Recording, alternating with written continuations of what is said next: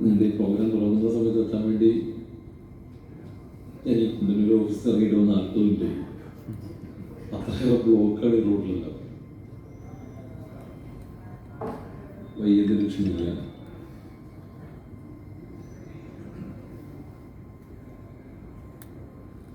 യഥാർത്ഥത്തിൽ ആസിഡോംസിന്റെ കുടുംബാംഗങ്ങൾ എന്നാണ് അഭിസംബോധന ചെയ്യേണ്ടത്. കാരണം ഇതിലിരിക്കുന്ന പല മുഖങ്ങളും ആസിഡോംസിന്റെ കുടുംബാംഗങ്ങൾ തന്നെയാണ്. നമുക്ക് വളരെയേറെ അടുത്ത് പരിചയമുള്ള, വളരെയേറെ നമ്മുടെ ഇടവഴിയായിട്ടുള്ള ആൾക്കാരാണ് പലരും ഈ ഹോമിലിരിക്കുന്നത്. ഏറ്റവും സന്തോഷകരമായ കാര്യം എന്ന് പറയുന്നത്, കഴിഞ്ഞ സാമ്പത്തിക വർഷത്തിലായിരുന്നു ആസിഡോംസ് ഏറ്റവും അധികം ചാനൽ പാർട്ണർ ബിസിനസ് ചെയ്തത് എന്നുള്ളതാണ്. അങ്ങനെ പറയുമ്പോൾ അതിനർത്ഥം വേറൊന്നും കൂടെയുണ്ട്. എല്ലാ വർഷവും ചെയ്യുമ്പോൾ തന്നെ അതിനൊരു പുരോഗതി ഉണ്ടായിരുന്നു എന്നുള്ളത് കൂടിയാണ്. ഈ വർഷവും അത് തുടരുമെന്നും അത് എല്ലാ വർഷങ്ങളിൽ നിന്നും വ്യത്യസ്തമായിട്ട് വളരെ വലിയ വോള്യത്തിലേക്ക് വലിയ ഗ്രോത്ത് ക്രിയേറ്റ് ചെയ്യുന്നൊരു പർട്ടിക്കുലറായിട്ട് ചാനൽ പാർട്ണർ ബിസിനസ് മാറും എന്നും വിശ്വസിക്കുന്നു. കാരണം ഈ സാമ്പത്തിക വർഷത്തിൽ ആസിഡോംസ് മുന്നോട്ടേക്ക് വയ്ക്കുന്ന പ്രോജക്റ്റുകൾ അല്ലെങ്കിൽ മുന്നോട്ടേക്ക് വയ്ക്കുന്ന പദ്ധതികൾ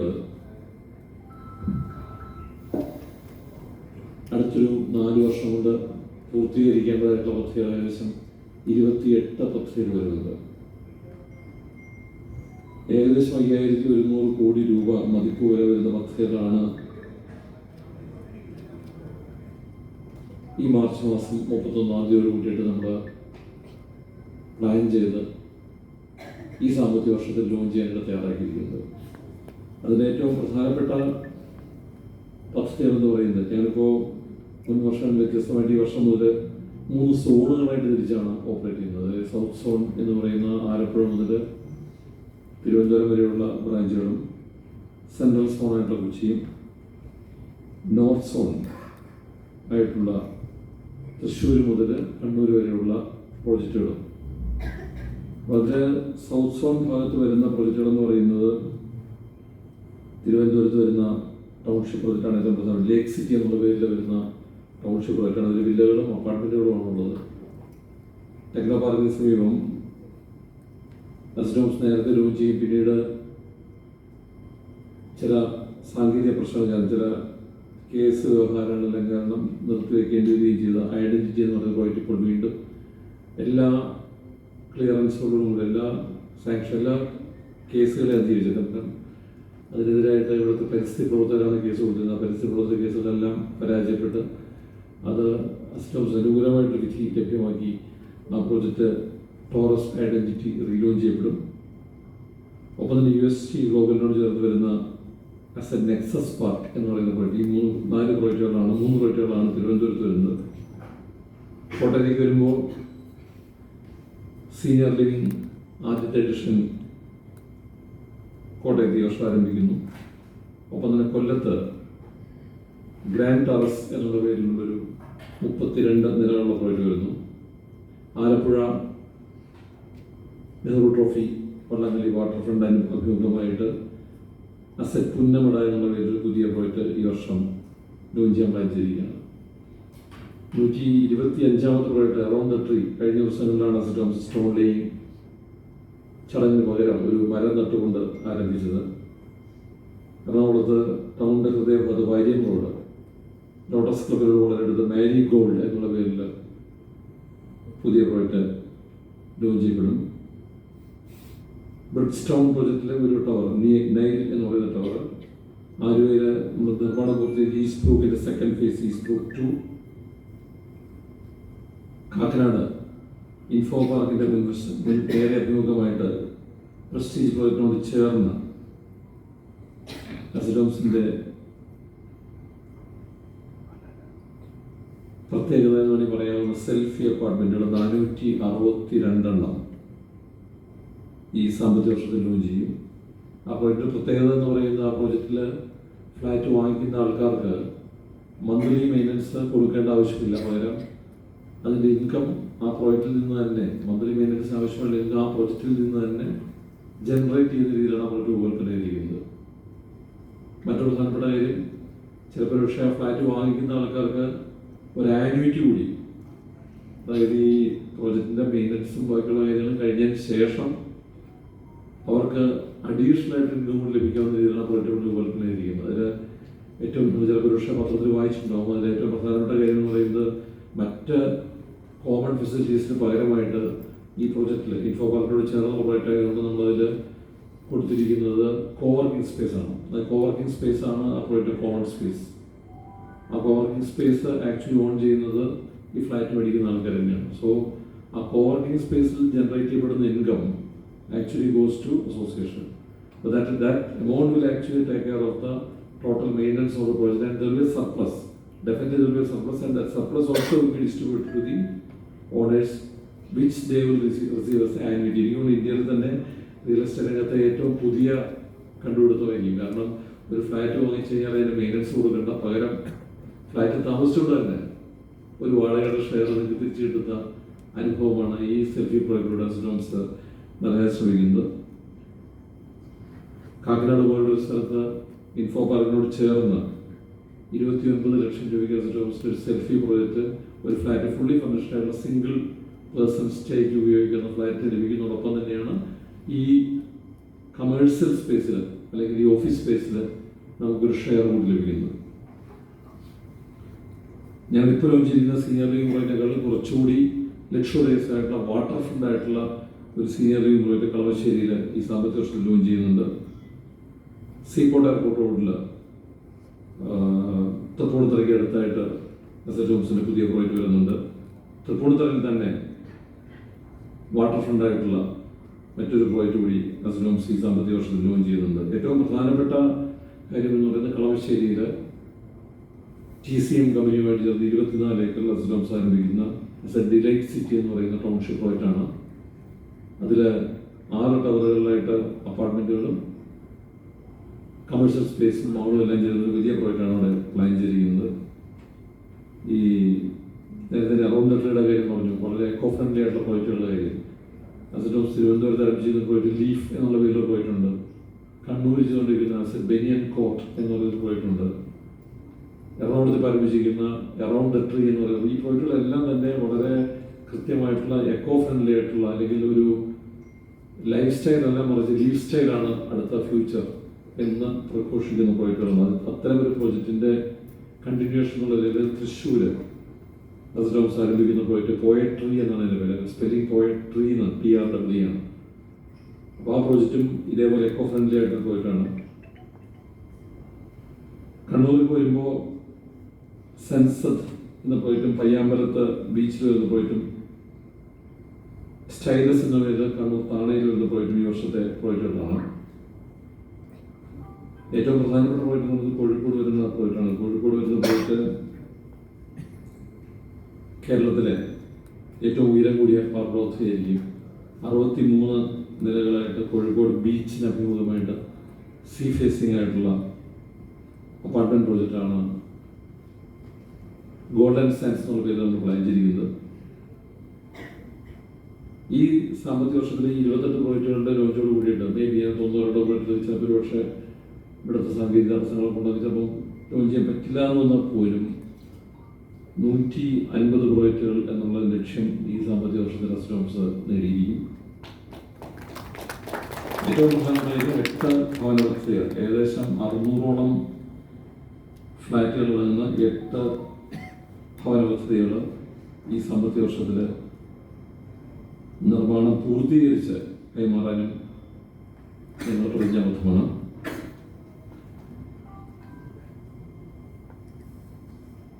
മറ്റൊരു പ്രധാനപ്പെട്ട കാര്യം എന്ന് പറയുന്നത്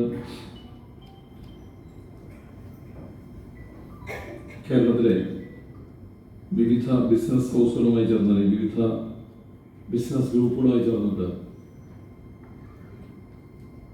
വലിയ തോതിലുള്ള ജോയിന്റ് വെഞ്ചർ ഡെവലപ്മെൻറ്റുകൾ നടത്താനായിട്ട് അസറ്റ് ഹോംസ് സാധിക്കുന്നുണ്ട് എന്നുള്ളതാണ്. കാരണം അറിയപ്പെടുന്ന മാർക്കറ്റിൽ നല്ല പേരുകൾ സൂക്ഷിക്കുന്ന നല്ല ബ്രാൻഡുകളുമായി ചേർന്നിട്ട്, ഏകദേശം മിക്കവാറും എല്ലാം നല്ല ബ്രാൻഡുകളുമായി ചേർന്നിട്ട് പ്രോജക്റ്റുകൾ ലോഞ്ച് ചെയ്യാനും പ്രോജക്റ്റുകൾ അവതരിപ്പിക്കാനും അസറ്റ് ഹോംസ് കഴിയുന്നുണ്ട് എന്നുള്ളത് എനിക്ക് തോന്നുന്നു നമ്മളുടെ ഒരു കോർപ്പറേറ്റ് കൾച്ചറിൻ്റെ കൂടി ഭാഗമായിരിക്കാം എന്നുള്ളത്. അതുകൊണ്ടാണ് കേരളത്തിൽ വരുന്ന പുറത്തുനിന്നുള്ള പല കമ്പനികളും അല്ലെങ്കിൽ മൾട്ടിനാഷണൽ കമ്പനികളെല്ലാം തന്നെ അസുലഭമായിട്ട് ചേർന്ന് പ്രോജക്റ്റുകൾ ചെയ്യാനുള്ള താല്പര്യം കാണിക്കുന്നതെന്ന് ഞങ്ങൾ വിശ്വസിക്കുന്നു.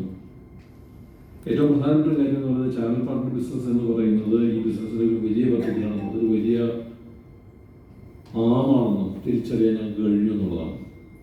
അതുകൊണ്ട് തന്നെ ഏറ്റവും നമ്മുടെ ഓഫീസിൽ പറയാറുണ്ട്, നമ്മുടെ ഒരു പ്രിമൈസിലേക്ക് വരുന്ന ഏറ്റവും പ്രധാനപ്പെട്ട അതിഥി എന്ന് പറയുന്നത് നമ്മുടെ കസ്റ്റമറാണെന്ന് മഹാത്മാഗാന്ധി പറഞ്ഞ പോലെ അസുലോം സംബന്ധിച്ചിടത്തോളം അസുലോംസിലേക്ക് വരുന്ന ഏറ്റവും പ്രധാനപ്പെട്ട അതിഥി എന്ന് പറയുന്നത്, അതിഥി എന്നുള്ള വാക്ക് ശരിയാണെന്ന് എനിക്കറിയില്ല, ഏറ്റവും പ്രധാനപ്പെട്ട കുടുംബാംഗം എന്ന് പറയുന്നത് അസുലോംസ് ചാനൽ പാർട്ണേഴ്സാണ്. അതുകൊണ്ട് തന്നെ നിങ്ങൾക്കൊരു റെഡ് കാർപ്പറ്റ് കൊടുക്കാൻ കൊടുക്കാൻ പറ്റില്ല. കാരണം മറ്റ് പലപ്പോഴും ഞാൻ ശ്രദ്ധിച്ചത് പലപ്പോഴും ഒരു ബിൽഡർമാരുടെ കൂട്ടായ്മ അല്ലെങ്കിൽ പ്രൊമോട്ടേഴ്സിൻ്റെ കൂട്ടായ്മയിൽ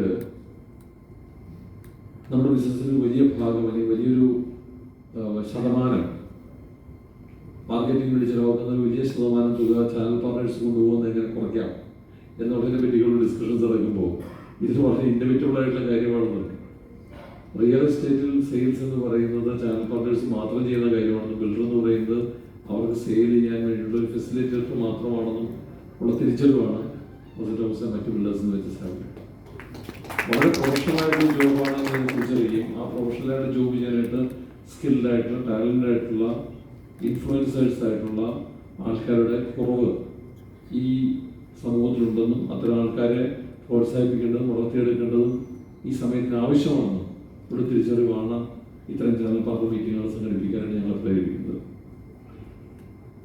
ഒരു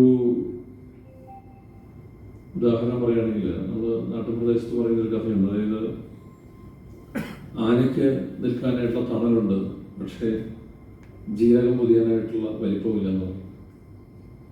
എന്തിനെ പറ്റിയാണെന്ന് വെച്ചാൽ പുളിമരത്തിനെ പറ്റി പറഞ്ഞത്. പുളിമരത്തിന് ആനകൾക്ക് എത്ര ആനയ്ക്ക് വേണമെങ്കിലും നിൽക്കാനായിട്ടുള്ള തണല് കൊടുക്കാനുള്ള വലിപ്പമുണ്ട്, പക്ഷേ ഒരു ജീരകം പൊതിയാനായിട്ടുള്ള വലിപ്പം പോലും അതിൻ്റെ ഇലക്കില്ല എന്ന് പറയും. അതൊരു പുളിമരത്തിൻ്റെ കഴിവ് കുറവായിട്ടാണ് പലപ്പോഴും പറയാനായിട്ട് ഉപയോഗിക്കാറുള്ളത്. ഇതിനെ വേണമെങ്കിൽ നമ്മുടെ ഈ പരിണാമ സിദ്ധാന്തമൊക്കെ ആയിട്ട് കണക്ട് എവല്യൂഷണറി ട്രേഡ് ഓഫ് എന്നൊക്കെ വേണ്ടി പറയും. ഈ പുളിമരം എന്ന് പറയുന്നത് ഒരു ഉഷ്ണമേഖലാ സംസ്ഥാനം, തമിഴ്നാട് പോലത്തെ സ്ഥലങ്ങളാണ്. ഉഷ്ണമേഖലാ സ്ഥലങ്ങളിൽ വളരുന്നൊരു മരമാണ്. അപ്പോൾ ദൈവം ആ മരത്തിനെ സൃഷ്ടിച്ചിരിക്കുന്നത് അതിന് നല്ല ദൃഢമൂലമായുള്ള റൂട്ടുകളുണ്ടാവും, ഒരുപാട് ശിഖരങ്ങൾ കൊണ്ടാണ് അത് താങ്കൾ വരുന്നത്. ഇല കൊണ്ടല്ല ആക്ച്വലി. ഇലകൾ വളരെ ചെറുതാണ്. അതിന് കാരണം എന്താണെന്ന് വെച്ചാൽ ചൂട് കൂടുമ്പോൾ ജലാംശം വളരെ കുറച്ച് മാത്രം നഷ്ടപ്പെട്ടു പോകാതിരിക്കാൻ വേണ്ടി ജലാംശം നഷ്ടപ്പെടാതിരിക്കാൻ വേണ്ടി ചെറിയ ഇലകളാണ്. കാരണം പലപ്പോഴും നമ്മൾ കാണാറുണ്ട് കാറ്റടിക്കുമ്പോഴെല്ലാം മറഞ്ഞു വീഴുന്ന വലിയ ഇലകളുള്ള മരങ്ങളാണ്. വാഴകളൊക്കെയാണ് പെട്ടെന്ന് മറഞ്ഞു വീഴുക. പുളിമരം മറഞ്ഞു വീഴുക, കാരണം പുളിമരത്തിൻ്റെ ചെറിയ ഇലകൾക്കിടയിലൂടെ കാറ്റ് കടന്നു പോയി. അപ്പോഴും നമ്മൾ പറയും ജീരകം പൊതിയാനുള്ള വലിപ്പം പോലും ഈ ഇലക്കില്ലല്ലോ എന്ന് പറയും. പലപ്പോഴും നമ്മുടെ നാട്ടിലെ ആൾക്കാരെ അസസ് ചെയ്യുന്നത് ഇങ്ങനെയൊക്കെ തന്നെയാണ്. അവരുടെ കഴിവുകളെയെല്ലാം നമ്മൾ കാണുക, പകരം നമ്മൾ കാണുക അവരുടെ കഴിവ് കുറവുകളെയാണ്. അതുകൊണ്ടാണ് ഈ ജീരകം പൊതിയെന്ന് പറയുന്നത്. പലപ്പോഴും സെയിൽസ് എന്ന് പറയുന്ന ഒരു ജോലി, അതും സ്വന്തമായിട്ട് സെയിൽസ് എന്ന് പറയുന്ന ജോലി ഏറ്റെടുക്കാൻ തയ്യാറാവുന്ന ആൾക്കാർ ഏതാണ്ട് ഈ അവസ്ഥയിലുള്ള ആൾക്കാർ. കാരണം അവർ ഒരുപാട് പേർക്ക് തണൽ തരികയും ഒരുപാട് പേരെ സംരക്ഷിക്കുകയും ഒരുപാട് ബിസിനസ് സമൂഹത്തിൽ ക്രിയേറ്റ് ചെയ്യുകയും ചെയ്യുന്നവരാണ്. പക്ഷേ ആൾക്കാരവരെ ബ്രോക്കർ മുറി ഈ തൊഴിലിൻ്റെ ഒരു വലിയ മഹത്വം അല്ലെങ്കിൽ ഈ തൊഴിലിൻ്റെ വലിയൊരു ആദരവ് മാറ്റിവെച്ചുകൊണ്ട് എന്തോ ഒരു റിയൽ എസ്റ്റേറ്റ് കച്ചവടമോ എന്തോ ഒരു ബ്രോക്കർ പരിപാടിയാണ് ചെയ്യുന്നതൊക്കെ പറയുന്ന ഒരുപാട് കാര്യം നമുക്ക് നമ്മുടെ നാട്ടിൽ കാണാം. അത് ഈ പുളിമരത്തിൻ്റെ കഥ പറഞ്ഞ പോലെയാണ്. കാരണം അത് പ്രൊവൈഡ് ചെയ്യുന്ന വലിയ തണലും, അത് പ്രൊവൈഡ് ചെയ്യുന്ന വലിയ സുരക്ഷിതത്വവും, അത് പ്രൊവൈഡ് ചെയ്യുന്ന ഫലങ്ങളും, അത് പ്രൊവൈഡ് ചെയ്യുന്ന തണലും എല്ലാം മാറ്റിവെച്ചുകൊണ്ടാണ് നമ്മൾ ഈ ചെറിയ കാര്യത്തിലേക്ക് ശ്രദ്ധ നോക്കുന്നത്. ഒരു വലിയ ശാസ്ത്രജ്ഞനോ ഒരു വലിയ എഴുത്തുകാരനോ ചിലപ്പോൾ ഒരു പക്ഷേ സ്വന്തം ഷർട്ട് അയൺ ചെയ്ത് അറിയണമെന്നില്ല, അറിയാൻ പാടില്ലാത്തവരുണ്ടാവും. നമ്മുടെ സ്കില്ലെസിബിലിറ്റിനോ അതായത് ഒരു സൈക്കോളജിക്കലി നമ്മൾ സംസാരിക്കുകയാണെന്നുണ്ടെങ്കിൽ വലിയ കഴിവുള്ള ആൾക്കാർ ചില ചെറിയ കാര്യങ്ങൾ ചെയ്യാനുള്ള കഴിവ് ഇല്ലാതെ ഇരിക്കുന്നൊരവസ്ഥ ഉണ്ടായില്ല. കാരണം അവരുടെ ശ്രദ്ധ അത്രയും വലിയ കാര്യമാണ്. ഏതാണ്ട് അതുപോലെ തന്നെ വലിയ കാര്യങ്ങൾ ചെയ്യുന്ന ആൾക്കാരാണ് യഥാർത്ഥത്തിൽ സെയിൽസിൽ വർക്ക് ചെയ്യുന്നവരെന്ന് പറയാനാണ് എനിക്കിഷ്ടം. കാരണം ഏത് ബിസിനസ്സിൻ്റെയും ഒരു ആണിക്കല്ല് എന്ന് പറയുന്നത്, അല്ലെങ്കിൽ അതിൻ്റെ നിലനിൽപ്പ് എന്ന് പറയുന്നത് വിൽപ്പന തന്നെയാണ്. കാരണം എത്ര നന്നായിട്ട് ഒരു പ്രോഡക്റ്റ് ക്രിയേറ്റ് ചെയ്യാനും, എത്ര നന്നായിട്ട് നമ്മളൊരു കസ്റ്റമർ സർവീസ് കൊടുത്താലും, എത്ര നന്നായിട്ട് നമ്മൾ ഫിനാൻസ് മാനേജ് ചെയ്താലും അവിടെ സെയിൽസ് നടക്കുന്നില്ല എന്നുണ്ടെങ്കിൽ ദെൻ ആ പ്രൊഡക്റ്റ് ആക്സെപ്റ്റബിൾ അല്ലാതെ പോകും. അപ്പം അത് ആൾക്കാരിലേക്ക് എത്തിക്കുകയും അത് ആൾക്കാരെ കൊണ്ട് വാങ്ങിക്കുകയും ചെയ്യുന്ന ഒരു നാണയത്തിൻ്റെ രണ്ട് വശങ്ങളാണ് ഈ സെയിൽസും മാർക്കറ്റിംഗ്. അപ്പം അതിൽ ഒരുപക്ഷെ ഇത്തരം സ്ഥാപനങ്ങളിൽ വർക്ക് ചെയ്യുന്ന ആൾക്കാരെക്കാളും, അല്ലെങ്കിൽ ഇത്തരം സ്ഥാപനങ്ങൾ നടത്തുന്നവരെക്കാട്ടിലും ഏറ്റവും കൂടുതൽ അതിൻ്റെ സ്കില്ല് സ്വയം ഡെവലപ്പ് ചെയ്തെടുക്കുന്ന ആൾക്കാരാണ് പബ്ലിക്കിൻ്റെ ഇടയിൽ നിൽക്കുന്ന ആൾക്കാർ. അങ്ങനെയുള്ള ആൾക്കാരാണ് ചാനൽ പാർട്ട്നേഴ്സ് വിഭാഗത്തിൽ നിൽക്കുന്നത്. അപ്പോൾ നിങ്ങളുടെ ആളുകളായിട്ടുള്ള ഇടപെടലുകളും നിങ്ങളുടെ ഫീഡ്ബാക്കുകളും നിങ്ങളുടെ സജഷൻസും നിങ്ങൾ ഞങ്ങളോട് പറയുന്ന മാറ്റങ്ങളും എല്ലാമാണ് യഥാർത്ഥത്തിൽ നമ്മുടെ പ്രൊഡക്റ്റുകളെ മാർക്കറ്റബിളാക്കുന്നത്. ഇത്തരം കൂട്ടായ്മകളും ഇത്തരം ചർച്ചകളും യഥാർത്ഥത്തിൽ പുതിയ പ്രൊഡക്റ്റുകളിൽ എന്ത് ചെയ്യണം, അല്ലെങ്കിൽ എന്തായിരിക്കണം മാർക്കറ്റിൻ്റെ പ്രൊഡക്ട്സ്, എന്താണ് നമ്മൾ മാർക്കറ്റിന് കൊടുക്കേണ്ടത് എന്ന് മനസ്സിലാക്കാനുള്ള ഒരു തിരിച്ചറിവ് കൂടിയാണ് ഞങ്ങളെ സംബന്ധിച്ചിടത്തോളം ഇത്തരം ചാനൽ പറഞ്ഞിട്ടുള്ളത്. എനിക്ക് ഓർമ്മയുണ്ട്, നമ്മൾ കഴിഞ്ഞ വർഷം ക്രൗൺ ക്ലാസ് അതിന് മുമ്പത്തെ പ്രാവശ്യം ഇവിടെയായിരുന്നു തൃശ്ശൂർ നഗരത്തിൽ വെച്ചിട്ട് നമ്മൾ നടത്തിയപ്പോൾ ഒരുപാട് ഫീഡ്ബാക്കുകൾ ഇത്തരം സംസാരത്തിനപ്പുറത്ത് ഇത് കഴിഞ്ഞിട്ട് നമ്മൾ മുമ്പിൽ കാണുന്ന ആ കൂട്ടുചേരലിനിടയിൽ വരുന്ന ഒരുപാട് ഫീഡ്ബാക്കുകൾ തുടർന്നുള്ള പ്രോജക്റ്റുകൾ ക്രിയേറ്റ് ചെയ്യാനും, അല്ലെങ്കിൽ നമ്മുടെ സർവീസ് ക്വാളിറ്റി ഇമ്പ്രൂവ് ചെയ്യാനും, നമ്മുടെ ബ്രാൻഡ് ഇമ്പ്രൂവ് ചെയ്യാനും, നമ്മുടെ പ്രവർത്തനങ്ങൾക്ക് കൂടുതൽ ഊർജ്ജം പകരാനും സഹായിക്കുന്ന ഒരുപാട് ഡിസ്കഷൻസ് ഉണ്ടാകുന്നു. അത്രയും ഡിസ്കഷൻസ് ഇന്നും ഉണ്ടാവുന്നുള്ള ശുഭപ്രതീക്ഷയാണ് എനിക്കുള്ളത്. കാരണം അത്രയും ഡിസ്കഷൻസാണ് ശരിക്കും ഭാവിയിലേക്കുള്ള ചൂണ്ടുകൊലയായിട്ട് നമുക്ക് ലഭിക്കുന്ന ചില വിവരങ്ങൾ.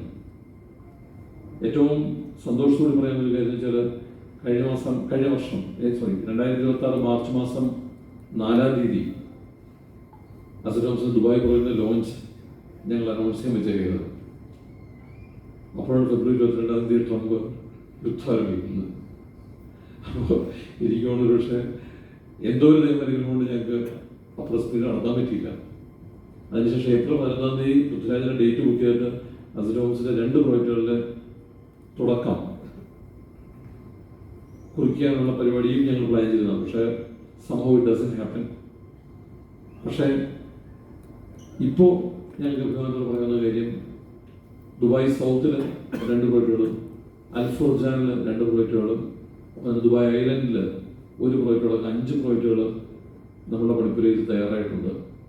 ഈ പ്രോജക്റ്റുകൾ അവിടുത്തെ അന്തരീക്ഷം നന്നാവുന്നതനുസരിച്ചിട്ട് ഇപ്പോഴും ഉറപ്പിച്ച് പറയാവുന്ന ഒരു കാര്യം എന്ന് പറയുന്നത്, മിഡിൽ ഈസ്റ്റ് എന്ന് പറയുന്ന ഒരു റീജിയനിൽ ഏറ്റവും സുരക്ഷിതമായിട്ടുള്ള, ഏറ്റവും സേഫ് ആയിട്ടുള്ള സ്ഥലം എന്ന് പറയുന്നത് ദുബായ് തന്നെയാണ്. ഇപ്പോഴും റിയൽ എസ്റ്റേറ്റ്, ഇത്രയും പ്രശ്നങ്ങളുടെയും റിയൽ എസ്റ്റേറ്റ് ഗ്രോത്ത് കാണിക്കുന്ന സ്ഥലവും ദുബായ് തന്നെയാണ്.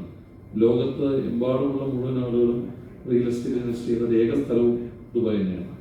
അപ്പോൾ അവിടുത്തെ അന്തരീക്ഷം നന്നാവുന്നതനുസരിച്ചിട്ട് നമ്മുടെ പ്രതീക്ഷയ്ക്ക് സാമ്പത്തിക വർഷം തന്നെ ഈ പ്രോജക്റ്റുകളൊന്നൊന്നായിട്ട് നമുക്ക് മാർക്കറ്റിലേക്ക് കൊണ്ടുവരാൻ സാധിക്കും എന്നാണ് ഞാൻ വിശ്വസിക്കുന്നത്. അവിടെയും നിങ്ങളുടെ സഹകരണവും നിങ്ങളുടെ പ്രോത്സാഹനവും അസറ്റോംസിന് ആവശ്യമാണ്. ഇതിൽ ആദ്യം പറഞ്ഞ ദുബായ് സൗത്ത് എന്ന് പറയുന്നത് അഫോർഡബിൾ ലക്ഷറി കാറ്റഗറി, അൽഫോർജാൻ ഏരിയ എന്ന് പറയുന്നൊരു പ്രീമിയം കാറ്റഗറി, ദുബായ് ഐലൻഡ് എന്ന് പറയുന്നത് മോസ്റ്റ് പ്രീമിയം സൂപ്പർ ലക്ഷറി കാറ്റഗറിയുമായിട്ടുള്ള പ്രോജക്റ്റുകളാണ്. അപ്പോൾ ഈ സാമ്പത്തിക വർഷത്തിൽ യാത്ര നമുക്ക് ഒന്നിച്ച് പോവാം, ഒന്നിച്ച് നമുക്ക് യാത്ര ചെയ്യാം, ഒന്നിച്ച് വിജയങ്ങൾ കൈവരിക്കാം. മുൻ വർഷങ്ങളിൽ നിന്നും വ്യത്യസ്തമായിട്ട് അതിൽ നിന്നെല്ലാം വളരെ കൂടുന്ന രീതിയിൽ, വളരെ ഉയർന്ന രീതിയിൽ ചാനൽ പാർട്ട്നേഴ്സിൻ്റെ ബിസിനസ് വോള്യം വർദ്ധിക്കട്ടെ എന്ന് ആശംസിക്കുന്നു. ഇവിടെ കുടിക്കുന്ന മുഴുവൻ ആളുകൾക്കും പ്രീമിയർ പാർട്ണർ ക്ലബിലേക്ക് കടക്കാൻ സാധിക്കട്ടെ എന്ന് പ്രാർത്ഥിക്കുന്നു. വളരെ സന്തോഷകരമായിട്ടുള്ള സെയിൽസ് ഈ സാമ്പത്തിക വർഷത്തിൽ ഉണ്ടാവട്ടെ എന്ന് ആശംസിക്കുന്നു. Thank you.